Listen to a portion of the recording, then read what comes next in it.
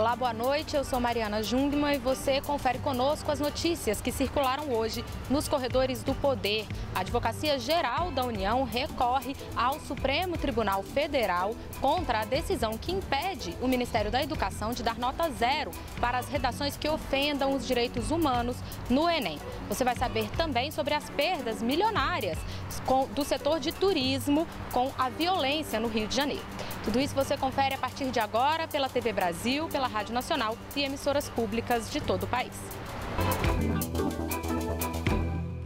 A gente começa falando de Enem. A Advocacia Geral da União recorreu hoje ao Supremo Tribunal Federal contra aquela decisão judicial que impedia o INEP, que é ligado ao MEC e que comanda ali as provas do Enem, de dar nota 0 para redações que tragam conteúdo ofensivo aos direitos humanos. Quem vai dar mais detalhes sobre isso para a gente é Vitor Ribeiro, nos estúdios da Rádio Nacional. Boa noite, Vitor. Oi, boa noite, Mariana. É isso mesmo, o INEP, que é o Instituto do Ministério da Educação responsável pelo Enem, recorreu no Supremo Tribunal Federal contra a decisão que anulou um dos critérios de correção da redação. O recurso foi protocolado durante a tarde de hoje e a repórter Mariana Martins, aqui da Rádio Nacional, deu a notícia em primeira mão. Na semana passada, a Justiça Federal tinha suspendido o critério que elimina os candidatos que violem os direitos humanos. No recurso, o INEP cita a Constituição, a Lei de Diretrizes e Bases da Educação e pactos internacionais dos quais o Brasil é signatário. O Instituto argumenta que a educação está associada aos direitos humanos e isso será levado em consideração em todas as provas do Enem.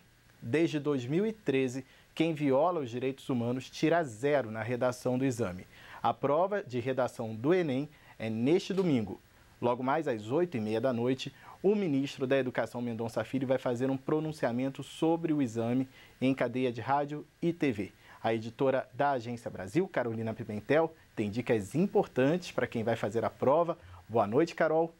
Boa noite, Vitor. É isso mesmo, né? Domingo, prova do Enem. Quem vai fazer deve ficar atento ao seguinte, ao que pode levar e o que é proibido no dia da prova. Vamos aí para a lista sobre o que os candidatos podem levar para o dia da prova do Enem. Documento com foto, como carteira de identidade, carteira de motorista, carteira de trabalho, carteira de reservista ou passaporte. Carteira de estudante não é aceita como documento oficial. Também não pode levar cópia ou documento autenticado. Para fazer as provas, a redação e preencher o cartão de respostas, o candidato vai ter que usar caneta esferográfica de tinta preta, fabricada com material transparente. Pode levar um lanchinho para comer durante a prova, mas os alimentos industrializados, como os biscoitos, salgadinhos e iogurte, precisam estar com as embalagens lacradas. Todos os lanches vão ser vistoriados antes do candidato entrar na sala. Agora a gente vai para a lista do que é proibido no dia do Enem.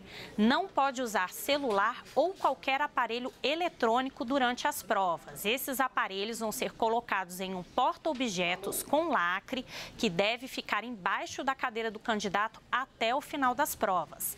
Não pode usar também lápis, lapiseira, borracha, livros, manuais, impressos, anotações, óculos escuros, boné, chapéu, gorro e similares. Também não pode portar armas de qualquer espécie, mesmo que a pessoa tenha um documento de porte. E se estiver com um desses objetos, eles devem ser colocados no porta-objetos. Os candidatos devem ficar atentos também aos horários. Os portões dos locais de prova vão ser abertos ao meio-dia e fechados impreterivelmente à 1h da tarde, conforme o horário de Brasília. Por isso, quem está em uma cidade com fuso horário ou sem horário de verão deve ficar atento. O que vale é o horário de Brasília. Outra dica, chegue com antecedência ao local de prova para evitar transtornos, imprevistos e não chegar atrasado para esse dia tão importante para vários candidatos, né, Mariana? Eu volto com você. Obrigada, Carolina Pimentel. Então, você fique atento, você que vai fazer a prova do Enem, fique atento a essas questões e se tiver qualquer dúvida, você encontra todas essas informações lá na Agência Brasil. Eu falo agora com o Henrique Bolg, na redação da TV Brasil, porque, Henrique, aquela tragédia de Mariana, que afetou ali não só a cidade de Mariana, mas uma extensão enorme também do Rio Doce, de todo o Vale do Rio Doce, ela está completando 2 anos e as vítimas dessa tragédia tragédia seguem até hoje sem indenização, né? É isso mesmo, Mariana. Boa noite a todos. Neste domingo, dia 5 de novembro, o rompimento da barragem da mineradora Samarco, em Mariana, completa 2 anos. A maior tragédia ambiental brasileira deixou 19 mortos e milhares de atingidos em Minas Gerais e no Espírito Santo. E até hoje tem morador que não recebeu um centavo sequer de indenização. Muitos esperam pelo reassentamento e pela limpeza do Rio Doce, que está atrasada. Atividades como a pesca e o turismo foram duramente afetadas. Muitas tiveram que mudar para outras cidades e não se adaptaram. Os casos de depressão são frequentes. A Samarco e suas acionistas, Vale e BHP, já respondem a um processo criminal pela morte das 19 vítimas. A acusação é de homicídio com dolo eventual. De acordo com o promotor Guilherme Meneguin, é difícil enquadrar as mortes de atingidos com depressão num contexto criminal, mas é possível atuar na área civil. Ele diz que esse sofrimento será cobrado na indenização. A Fundação Renova informou que atualmente mais de 8 mil pessoas recebem cartões de auxílio e que cerca de 500 milhões de reais já foram pagos em indenizações em Minas Gerais e no Espírito Santo. A fundação é bancada pela Samarco e foi criada depois da assinatura de um termo de ajustamento de conduta entre a empresa e os governos federal, mineiro e capixaba. E outra notícia dessa semana que mostra a necessidade de mais ações preventivas foi o incêndio na Chapada dos Veadeiros. Depois de uma longa seca aqui no Centro-Oeste, a chuva finalmente chegou à região e ajudou a apagar o incêndio, que foi considerado extinto no começo desta semana. Mas quem viveu de perto esse que foi o maior incêndio da história da unidade de conservação, é a favor de que as ações de conscientização, proteção e capacitação sejam constantes. A Rede Contra o Fogo, organização da sociedade civil que reuniu mais de 200 voluntários para conter essas chamas, abriu uma campanha para o pós-incêndio no parque. Pela internet, essa rede pretende arrecadar R$500 mil para organizar e capacitar 8 brigadas voluntárias regionais. O grupo já arrecadou mais de R$450 mil. Os voluntários representaram mais da metade das pessoas que atuaram no combate ao fogo na Chapada dos Veadeiros. O Parque Nacional é administrado pelo Instituto Chico Mendes de Conservação da Biodiversidade, o ICMBio, ligado ao Ministério do Meio Ambiente. E aproveitando a atenção à região, o Instituto pediu itens básicos para o governo federal: 4 veículos 4x4 e 2 caminhões-pipa. Para o chefe do Parque Nacional da Chapada, Fernando Tatagiba, é preciso melhorar a articulação entre os governos federal, estadual e municipal. Foram 13 dias de incêndio, mais de 66 mil hectares queimados, o que equivale a 66 mil campos de futebol. Isso representa quase 30% da área total do parque. O local é patrimônio natural da humanidade, título assegurado depois que o governo aumentou a área do parque neste ano. Para o ICMBio, o incêndio foi criminoso. A Polícia Federal investiga esse caso. E outra notícia importante que afeta o Cerrado é o fechamento do lixão da Estrutural, que atende a cidade de Brasília. A gente volta a falar com o Vitor Ribeiro, que tem mais informações. Boa noite, Vitor. Oi, Henrique, boa noite. O maior lixão da América Latina e segundo maior do mundo funciona na cidade Estrutural, aqui em Brasília, a 15 quilômetros da Praça dos Três Poderes. O ex-governador do Distrito Federal, Agnello Queiroz, prometeu fechar o local em 2014. Não cumpriu. O atual governador Rodrigo Hollenberg marcou para 31 de outubro deste ano o fechamento do local. Também não cumpriu.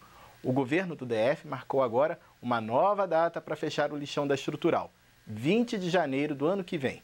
A mudança foi anunciada pelo próprio governador após negociar a data com os catadores que trabalham no local.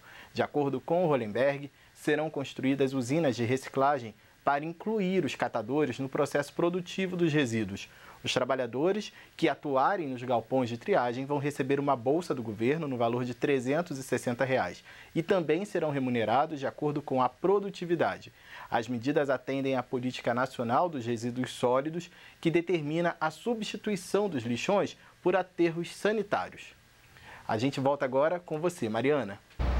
Obrigada, Vitor Ribeiro. E olha, na próxima quinta-feira, a Comissão de Fiscalização e Controle do Senado vai votar um projeto de lei que prevê a possibilidade de segurança privada no interior de arenas esportivas.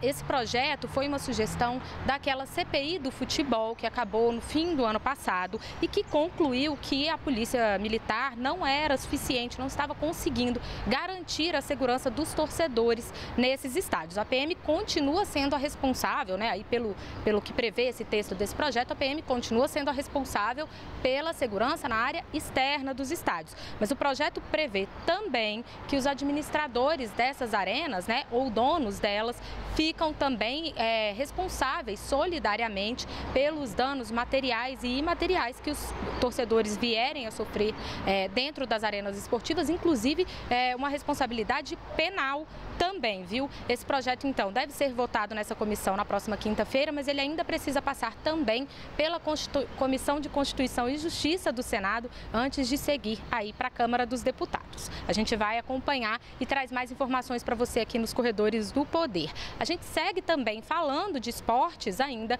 com a Carolina Pimentel, porque o Comitê Olímpico Internacional, né, Carolina, lançou um manual de proteção de atletas contra assédios e abusos, né?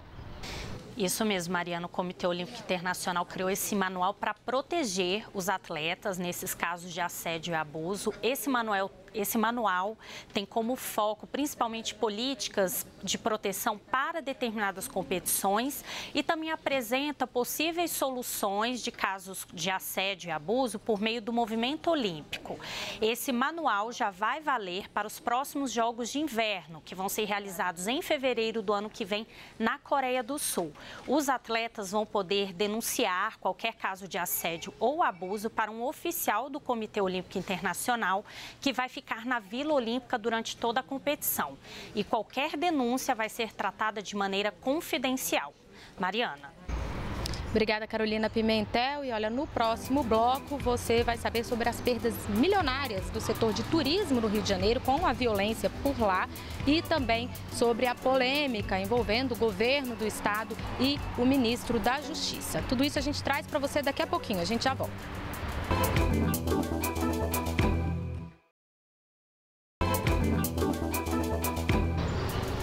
Olá, eu sou Mariana Jungmann e nós estamos de volta com as notícias que circularam hoje nos Corredores do Poder. No primeiro bloco você viu aqui que o INEP e a Advocacia Geral da União já recorreram sobre aquela decisão que impede o Ministério da Educação de dar nota 0 na redação do Enem para quem violar os direitos humanos ali. E se você perdeu essas e as dicas sobre o Enem, não se esqueça que você pode encontrar tudo isso em agenciabrasil.ebc.com.br.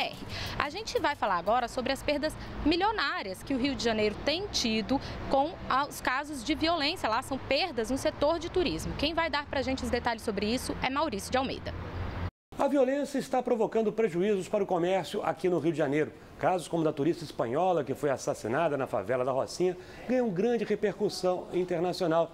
E o comércio já está sentindo o prejuízo desde o início do ano, por causa de outros casos de violência. Uma pesquisa realizada pela Confederação Nacional do Comércio disse que entre janeiro e agosto o prejuízo no turismo chegou a 657 milhões de reais. Foram turistas que deixaram de vir para o Rio de Janeiro, deixaram de gastar aqui por causa da violência, todos com medo por causa desta criminalidade que vem aumentando aqui no Rio de Janeiro. Quem mais perdeu foi o setor de bares e restaurantes, prejuízo de aproximadamente 332 milhões de reais, seguido do setor de transportes com quase 215 milhões de reais. Logo depois, vem o setor de hotéis com aproximadamente 98 milhões de reais, um pouquinho menos de 98 milhões de reais. Por último, quem mais perdeu também foi o setor de atividades culturais e de lazer, com 14 milhões e 700 mil reais. A Rio Tour diz que esses dados devem ser levados em conta e que a violência realmente está atrapalhando, mas que a Rio Tour vem trabalhando para tentar superar esse problema. E tem uma boa notícia: essa semana o número de voos para o Rio de Janeiro aumentou em 20%. Olha, e falando sobre o Rio de Janeiro, a gente lembra aquela polêmica que ocorreu quando o ministro Torquato Jardim, do Ministério da Justiça, fez críticas ao governo do Rio de Janeiro e ao comando da Polícia Militar lá no estado. E hoje a gente tem novidades sobre isso, porque o assunto já foi parar na esfera judicial, né? Então, quem vai trazer para a gente as informações sobre o novo episódio dessa história é Vitor Ribeiro, lá nos estúdios da Rádio Nacional. Isso, Mari, na esfera judicial e na Corte Suprema. O ministro do Supremo Tribunal Federal, Edson Fachin, foi sorteado hoje, sexta-feira, para ser o relator da petição do governo do Rio de Janeiro sobre as declarações do ministro da Justiça, Torquato Jardim. Nesta semana, o ministro afirmou que a Polícia Militar do Estado não é controlada pelo governo fluminense e que comandantes daquela PM são sócios do crime organizado. O governador do Rio, Luiz Fernando Pezão, quer esclarecimentos e provas sobre essas acusações.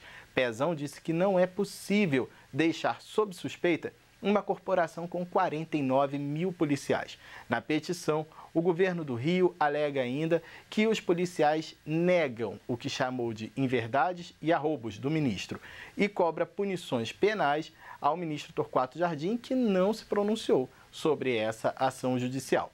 O presidente Michel Temer ainda não comentou o assunto e hoje de manhã Temer teve uma reunião com Torquato Jardim na residência oficial, Palácio do Jaburu.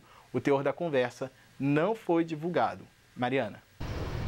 Obrigada, Vitor Ribeiro. E olha, esse assunto foi um dos temas que marcou aí a semana no Rio de Janeiro, né? Essa questão do controle da segurança do Rio e essa polêmica aí. E aí, fazendo esse balanço, a gente tem novamente Maurício de Almeida. Essa semana aqui no Rio de Janeiro foi marcada pela polêmica envolvendo as declarações do ministro da Justiça, que diz que a cúpula da segurança tinha envolvimento com o crime organizado. O governador Luiz Fernando Pezão criticou duramente o ministro e disse que ele vai ser interpelado judicialmente. Pezão vai mandar um pedido de explicações para o Supremo Tribunal Federal. Ele quer que o ministro apresente provas das declarações que deu falando do envolvimento de comandantes de batalhões aqui do Rio de Janeiro com o crime organizado. Agora vamos falar do ex-governador do Rio, Sérgio Cabral. Ele vai permanecer no Rio de Janeiro devido a uma decisão do Supremo Tribunal Federal. Mais uma vez, o ministro Gilmar Mendes teve uma decisão polêmica. Ele concedeu uma liminar garantindo que Cabral permanecesse no Rio, evitando a transferência do ex-governador para o presídio em Mato Grosso do Sul. Mas Cabral também teve uma outra polêmica. Foi sobre uma doação de um aparelho de televisão com 65 polegadas que seria instalado no presídio de Benfica, onde está Cabral. Depois que esse assunto veio para a imprensa, a doação acabou sendo suspensa. E o governo do estado finalmente conseguiu leiloar ações da SEDAI. Depois de 2 adiamentos, a companhia teve o leilão confirmado, que foi realizado essa semana no Palácio Guanabara. Apenas um banco apresentou proposta. Foi o BNP Paribas, que vai fazer o empréstimo de 2 bilhões e 900 milhões de reais para o governo do Rio, que pretende utilizar esse dinheiro para colocar em dia os salários dos servidores. O governo tem um prazo para pagar de 36 meses. Se não quitar essa dívida, o BNP Paribas fica com até 50% das ações da SEDAI. Agora, para finalizar o resumo da semana, uma notícia envolvendo as prefeituras do Rio e de São Paulo. Elas firmaram um acordo e, a partir de agora, vão realizar licitações conjuntas para a compra de medicamentos e de outros insumos hospitalares. O objetivo é economizar, comprar mais e negociar preços melhores. A economia deve chegar a 20% e a primeira licitação está marcada para dezembro. Pois é, o Maurício falou aí, né, dentro do balanço dele sobre o leilão da SEDAI. No início desta semana aconteceu um outro leilão, só que não foi no Rio de Janeiro não, foi lá no Paraná. Foi um leilão de mais de 80 imóveis do doleiro Alberto Youssef. Foram vendidos 73 apartamentos do doleiro em um hotel em Aparecida, em São Paulo, e mais alguns imóveis em um outro hotel em Salvador. E aí foram arrecadados cerca de 9 milhões de reais, segundo a empresa responsável aí pelo leilão judicial. Esse dinheiro, claro, vai ser revertido aos cofres públicos para repor parte do que Alberto Youssef andou desviando aí, né? Faz parte da condenação dele à venda desses imóveis. Bom, A gente segue aqui no noticiário, eu vou falar novamente com o Henrique Bolg, lá na redação da TV Brasil, porque o Henrique tem informações pra gente sobre Black Friday, né? E as pegadinhas que estão por trás aí das promoções que ocorrem nessa época do ano, né, Henrique? Isso mesmo, Mari. A Black Friday acontece no final deste mês, no dia 24 de novembro. E o governo fez um alerta. A Secretaria Nacional do Consumidor recomendou uma pesquisa prévia dos preços dos produtos. Isso ajuda o consumidor a não cair em descontos falsos. No entendimento do secretário nacional do Consumidor, Arthur Rolo, mesmo com o monitoramento de preços que vem sendo realizado pelos PROCONs, a maquiagem de preços pode ocorrer também neste ano. Lá nos Estados Unidos, onde se originou a Black Friday, os descontos são mais vantajosos porque antecede o Thanksgiving, que é o feriado mais importante, e é quando acontece uma renovação de estoque para o Natal. Aqui o feriado mais importante é o próprio Natal, então a compra antecipada inviabiliza trocas e a demanda ainda está alta. A Secretaria também lembrou que nas compras pela internet, você tem 7 dias para se arrepender, sem apontar motivos. Outra dica, eles também avisaram que não se deve comprar produtos lançados na Black Friday e eles pediram para o consumidor se controlar, só comprar aquilo que precisa e consegue pagar. Mariana. Obrigada, Henrique. Olha, infelizmente nesse horário, eu acho que não sei se ainda dá para vocês verem que aqui no Palácio do Planalto, né, para quem está acompanhando a gente pela TV Brasil, a iluminação está azul, em razão, aí, em homenagem ao Novembro Azul, que é para lembrar sobre a necessidade de prevenção dos homens ao câncer de próstata. E hoje, o presidente Michel Temer, inclusive, tratou desse assunto na sua página no Twitter. O presidente postou ali uma menção ao Novembro Azul, né, e disse: prevenção e conscientização são fundamentais para o diagnóstico precoce do câncer de próstata. Então, você aí que é homem, que já passou dos 50 anos, fique atento e faça o exame preventivo do câncer de próstata. Falando ainda em Twitter, houve uma polêmica com o Twitter do presidente dos Estados Unidos, Donald Trump. A conta dele ficou fora do ar por 11 minutos e tudo indica que foi um funcionário do Twitter que tirou essa conta do ar. Acompanhe mais informações. Trump costuma usar o Twitter para anunciar planos de governo, criticar adversários e fazer comentários em geral, muitas vezes polêmicos. Ontem mesmo, defendeu a pena de morte para o terrorista que atropelou e matou 8 pessoas em Nova York. Mas, ainda ontem, o Twitter pessoal do presidente ficou fora do ar por 11 minutos. Culpa de um funcionário do Twitter que estava no último dia de trabalho e decidiu, por conta própria, desligar a conta Real Donald Trump. A falha foi corrigida rapidamente pela empresa. A conta POTUS, que é o endereço oficial da presidência dos Estados Unidos, não sofreu nenhuma alteração. Carles Puigdemont. Olha, o ex-vice-presidente argentino foi preso por suposta formação de quadrilha. Quem conta mais essa informação internacional pra gente é a Carolina Pimentel, né, Carolina? Ana, o ex-vice-presidente da Argentina, Amadou Boudou, ele foi detido hoje em Buenos Aires. Ele é acusado de integrar uma quadrilha que teria feito lavagem de dinheiro na época em que ele era ministro da Economia.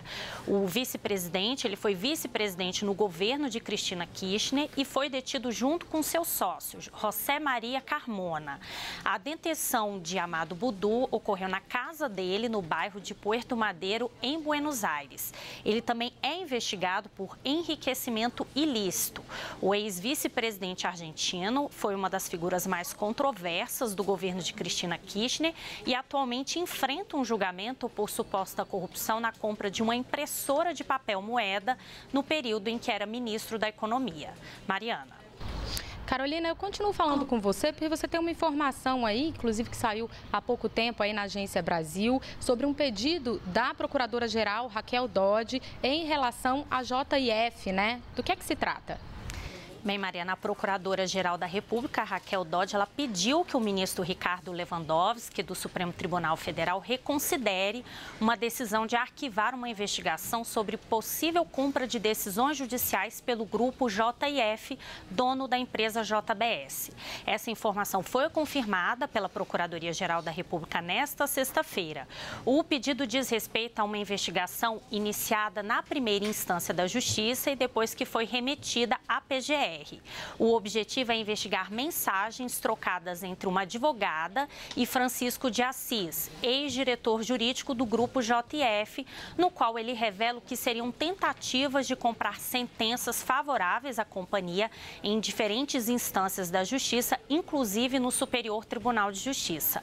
O primeiro pedido de investigação prévia sobre esse assunto foi feito por Raquel Dodge em outubro, depois que o conteúdo dessas mensagens foi revelado pela revista Veja. A Procuradora-Geral da República solicitou, então, autorização para realizar uma perícia preliminar nessa conversa. Na primeira solicitação, o ministro Ricardo Lewandowski entendeu que não existem indícios suficientes, além da troca de mensagens, que justifiquem essa investigação. Agora, nesse pedido de reconsideração, que foi revelado e antecipado pelo portal G1, a procuradora Raquel Dodge volta a insistir que possa fazer essa perícia preliminar do material que foi entregue pela JF, de modo que seja possível identificar a necessidade ou não da abertura de um inquérito sobre o caso. Mariana. Obrigada, Carolina Pimentel. Agora, o Henrique Bolg tem mais informação para a gente sobre microcrédito orientado ali para os microempreendedores, né, Henrique? Isso, Mari. Um banco virtual de informações vai ajudar a informar sobre o microcrédito produtivo orientado, MPO. É uma forma de crédito voltada a trabalhadores autônomos e empresários de baixo faturamento. A iniciativa foi da Universidade de Brasília a pedido do Ministério do Trabalho, que divulgará os conteúdos em sua página na internet. Esse microcrédito envolve um tipo especial de financiamento para empreendedores com faturamento bruto de até R$200 mil por ano. As verbas são oferecidas por bancos públicos, como a Caixa Econômica Federal, por cooperativas de crédito e por um tipo de instituição financeira denominada Sociedade de Crédito ao Microempreendedor. O público-alvo do MPO compreende o supermercado. Tem crescido na crise. Mariana. Obrigada, Henrique Bolg. Com isso, a gente encerra o noticiário de hoje. Para você, uma ótima noite.